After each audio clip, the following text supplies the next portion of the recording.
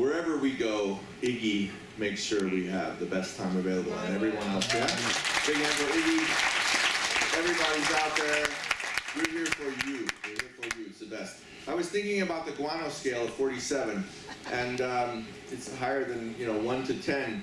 And I got on the airplane to come down here, and you wear these fleece. Are you starting to notice when you come back in your cabin? Do you smell a little bit? It smells like home to me. So I was flying down here, and I had this little neck gaiter on. It's cold in Montana, and I get on, and somebody's the person next to me is looking at me like, wow, you smell, And I'm like, I work with penguins. And And no, I'm out and and there's guano blowing around and it smells and it, So, try to get that guano off there. I know. And be kind to the guys. Be kind to the guys there. They just got there, so they're going to be really smiling and happy to see people. But later on in the season, we have what's called a 20-foot stair in a 10-foot room.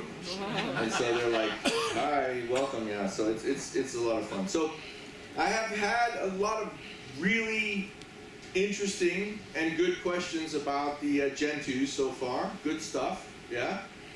Some of them monumental questions, I got to say. And others, good. So the bathing thing, right? They're coming out, the dirty ones, right, are leaving the nest. They've got guano on them, right? They're bathing out there. But I noticed that some of them aren't so dirty when they're leaving. So actually, they're doing a lot of stretching. So you're down on the nest like this. You're not moving, and they get out there and they start bathing, and they're like, "I'm clean." And then the neighbor comes on really dirty. They start doing yoga. Did you see that? They're sticking out their foot. And yeah, they do. They're like waiting around. They go, "Can we leave now?" And it's good. And they're all talking to each other. And then the most common question I think is, how do you tell the males from the females? Yeah? 3 ways that we've determined. Yeah? The males from the females. Okay? If they're mating, which you saw some mating, right? Because we're further south now, right? They're still on eggs, and some of them are still mating. If the male is on top of the female, you know that's a male, about 99% of the time, right? The other way, is really good way, is if the female lays the eggs, that's pretty much a female, right? And someone today just told me that they could tell the males from the females every time, and I said, "How's that?" They said, "Well, when they get on the wrong path, the males won't ask directions." And I'm like,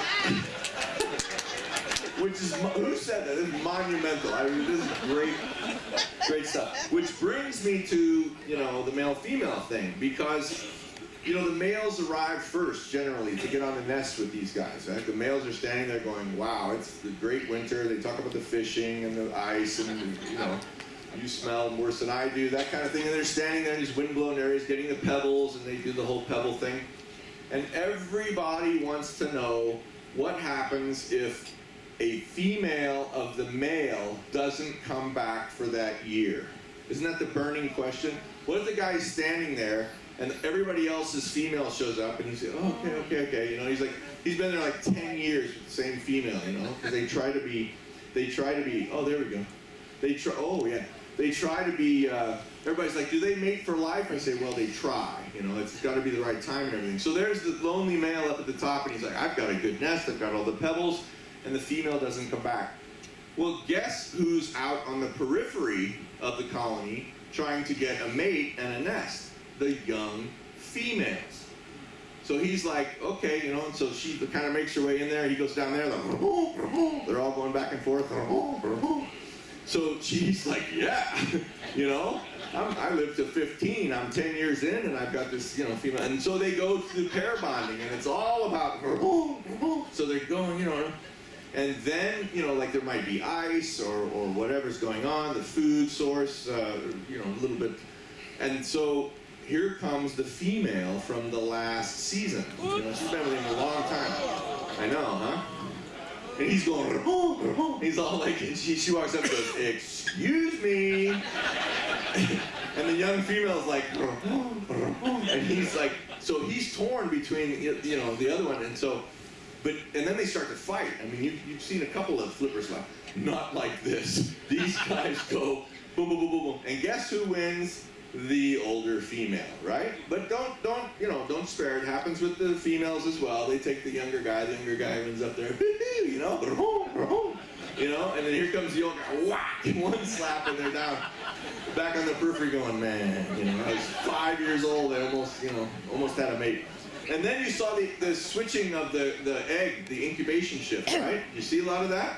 Here they, because they're there's food nearby, and they only go out 24 to 48 hours, so they're all coming up and change the nest. And you see the young couples, because they have a pair bond, right? So the young couples are, and they come back and go, and they go round and round, and pebble gathering, and the bowing, and this goes on and on and on. And then you see some of them that the partner just walks up and the mate just goes, whoop, gets off the egg and walks away and goes, there you go, and the other one gets right on. The younger they are, the more they have to establish that pair bond. That's got to go on and on, so the chicks hear it, and they are just bonded, so that then, for 10 years, if they make, good stuff, but you can always tell the ones that get right off the eggs and walk away. Those are the really old couples who don't talk anymore. It's like, later. We never talk. We never talk anymore. Speaking of talking, well, everybody's porpoising penguin. Y'all tried to get that shot? Forget it. It just doesn't happen. In film, we used to do that for hours. Lukey will give you one. And they take a breath, and when they're porpoising, and everybody's, how fast can they go? About 4 miles an hour. But 24 hours, and you say, well, don't they get tired, climbing up that hill? And they go, oh my God, I gotta go up that hill. I'm like, they swim 50 miles for lunch. They get to the hill and go, woo! That's why they're walking by you, right? And then they get down their little thing and you just see their head going by. Oh man, I love that. And then, gentoos stay pretty close by. So, and they stick around the islands during the winter time. And the Adelies are down by the pack ice, and the chin straps are out in the middle of the Drake Passage. And that's why if you see an iceberg, it'll have chin straps on it. Because you imagine 6 months out in the middle of the Drake Passage, a little bird like that, surviving on it. Their seabirds is great, but then they see an iceberg and they go, oh my God, they climb on the iceberg. And that's why you see icebergs with chin straps on. We've seen a chin strap, we've seen an Adelie, they all get along. Everybody said, what about these gentoos to the south? And I said, well, they're a little bit behind, but don't worry, they're fine. Their kids are going to be great. They're going to get jobs and go to school and move out of their parents' house when they grow up and stuff like that. They're fine. They're going to have chicks and raise them just fine. But one thing about Gonzales Videla, you might notice tomorrow at the Chilean station, is the accent of the gentoo. It's a little bit more, seriously. Because they are so close and they talk to them and it's amazing like that. And I wanted to just say one more thing about the calls. It's true. They have little pets and everything, but they can't read the signs. So the last thing I promise is that your calls, a lot of you have been coming up with me and doing the calls. And that's really great. Please practice just a little more. Because it's your neighbors, or in the shower or something. Thank you very much. Enjoy the penguins.